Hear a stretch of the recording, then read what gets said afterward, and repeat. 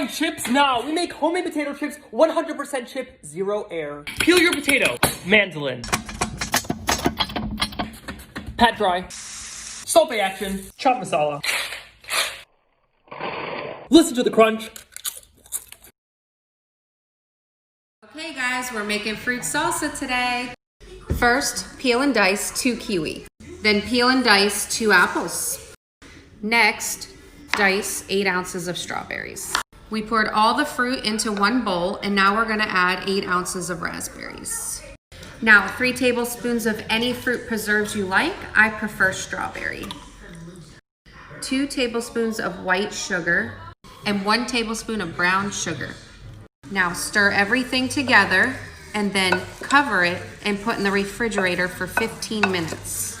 It's been 15 minutes. Take it out, stir it up. I use Stacy pita chips, the cinnamon sugar ones. Get a nice scoop on there. Take a bite and let your booty grow.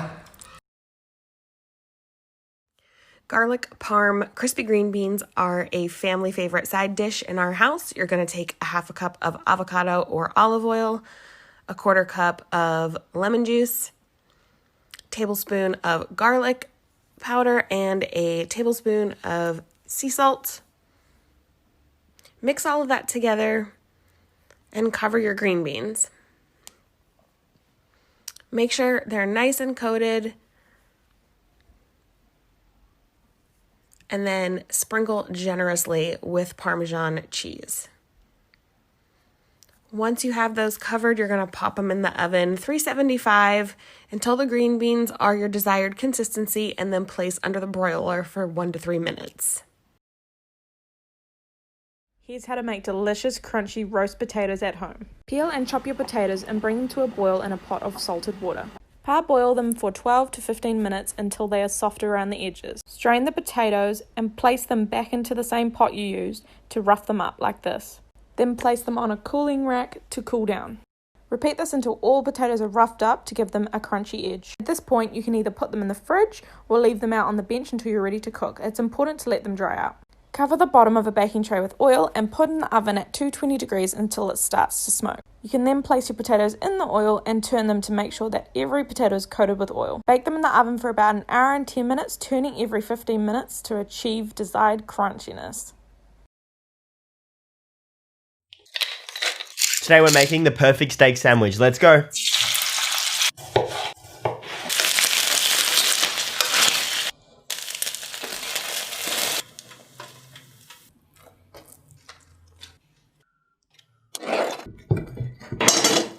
Boom, there you go. Dig in and enjoy. Today we're making a double choc brownie in less than 5 minutes. Mix together all ingredients besides the flour. Add the flour and mix until just combined. Microwave for 2 minutes. Top with a scoop of vanilla ice cream, and there you have a quick and easy chocolate brownie. If you guys are avocado obsessed like me, keep watching because I baked avocado into a cake. I added it into my vanilla cake recipe, which is already so delicious, and then smothered it in chocolate buttercream. But I didn't want to just stop with it tasting like an avocado. I wanted to decorate it to look like an avocado too. And I really wanted the avocado pit to stick out from the cake, kind of like it does when you cut an avocado in half, so I made one out of chocolate. Instead of leaving it plain, I thought he would look really hilarious with a mustache and a little face. You know, he as if it's a person and not a cake, and gave him these little legs. I love how it turned out. Like and follow for more cakes. It's soup time. I'm going to pick this Queensland Blue and I'll add a spoonful of this Aussie Classic. So I like to roast my pumpkin first. I give them a light spray with canola oil, then season with salt and pepper. They're now ready for the oven. In the meantime, I'll brown off some celery, carrots and onion. Once that's done, it's time for the Vegemite. I'll add this into 2 litres of hot water, using a whisk to help it dissolve. Do you know, before moving to Australia, I had never tried pumpkin or Vegemite before. Vegemite is a great substitute for beef stock. Simmer this for 20 minutes. So now with your roasted pumpkin, I scoop out all the flesh into a bowl, then add it all to your stock mix. Blend it up. It smells so good. It's like a bowl full of hugs. So this is what I did with the leftover lamb shoulder. I got some rainbow chard, I give it a chop, I give it a wash, and then I got some red onion, some oregano and some garlic. Lightly fried off the garlic in some olive oil, give it a season, then got the red onions in, followed by the rainbow chard. I sweated all that down, added some of the tomato sauce to the lamb and got it warm.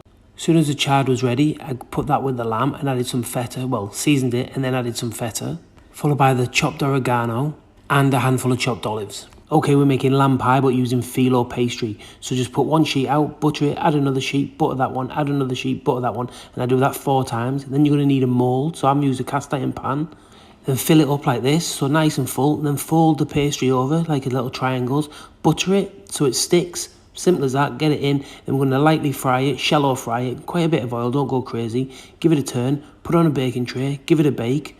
And that's it, I give it about 30 minutes, about 180 degrees, turned it out, cut it, portioned it, served it up. The family was loving it. This is a Ruffalo recipe from my new ebook, ready to download, link in bio. So roll out your pasta, spread out your puree like this, then you want to scatter over your goat's cheese. You can also use parmesan or feta, whatever, it doesn't really matter. Then chop some sage or whatever herbs you want to use. Give it a season. Then you're going to roll it up like this in the tea towel, look like it says in the recipe. Roll it up, give it a brush with the water, nip the ends. Then you want to give it a tie.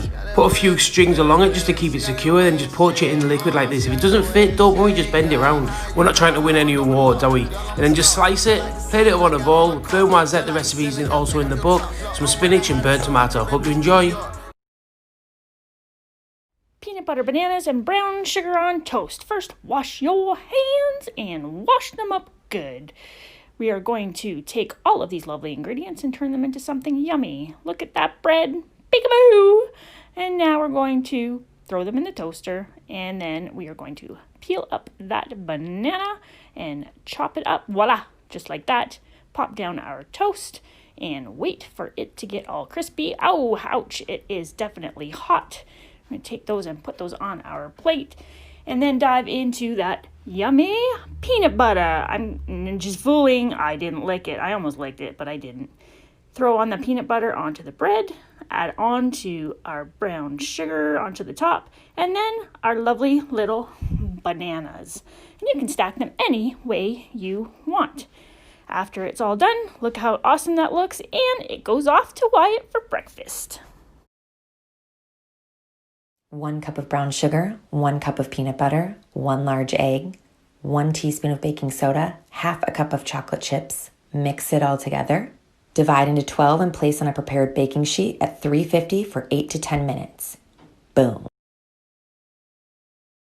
Get a pack of strawberries, cut them into little cubes. Then you're going to want to get sweetened condensed milk, add all of that together.